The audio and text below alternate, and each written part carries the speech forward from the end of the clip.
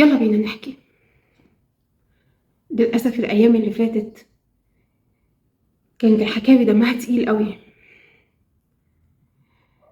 الأيام كانت بتعدي بطيئة وصعبة. اللي حصل للطفل السباح الجميل ابننا يوسف رحمة الله عليه وجع قلوبنا كلنا، وجع قلب كل أم، وجع قلب كل إنسان. ربنا يرحمه ويغفر له ويسامحه، ولا نقول إلا ما يرضي الله. كل زوج وزوجة أول ما ربنا بيرزقهم بسماع خبر إن ربنا كرمهم وهيبقى عندهم طفل، الحياة كلها بعد كده بتتغير.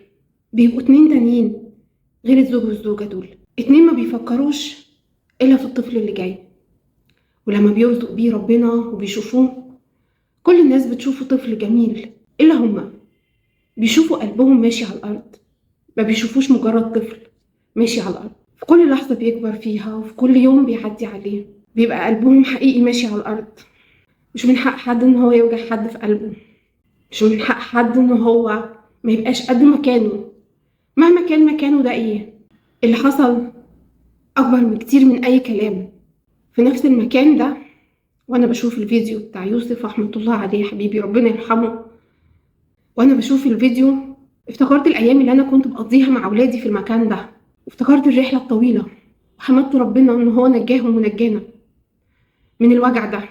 رحلة كل أم بتجري بولادها الساعة 5 الفجر علشان تلحق البطولة، ومعاها شنط في عز الحر، وترجع تجري على المدرسة، وترجع تجري على التمرين، وترجع تجري تاني يوم على المدرسة.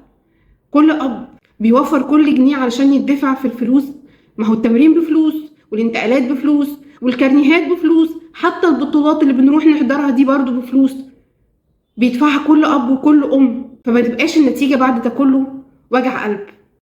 الحكاوي دي للأسف دمها تقيل، لكن مضطرين نحكي ونقول لكل واحد من فضلك أيا كانت وظيفتك، خصوصا لو حضرتك مسؤول عن أرواح بشر، أرجوك ما تشتغلش على قد الفلوس اللي انت بتقبضها، أرجوك ما تشتغلش على قد وقتهم، أرجوك ما تشتغلش علشان خاطر المدير دمه تقيل، أرجوك ما تشتغلش عشان خاطر في حد معدي فأنا لازم أعمل شغلي صح.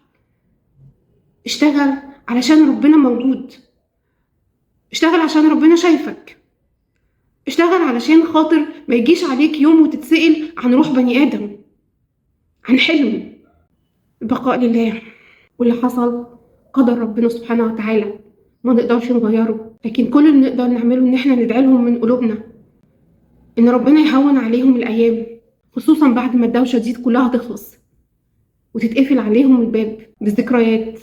كل اللي بيحبوهم والقريب منهم والبعيد، وكل اللي شغال في الدعم النفسي، وكل قرايبهم وحبايبهم، وكل اللي ما يعرفهمش، ربنا يقدرنا ونكون معاكم حتى لو كنا بالدعاء. ربنا يغفر له ويسامحهم ويرحمنا ويحفظ حبايبنا جميعا.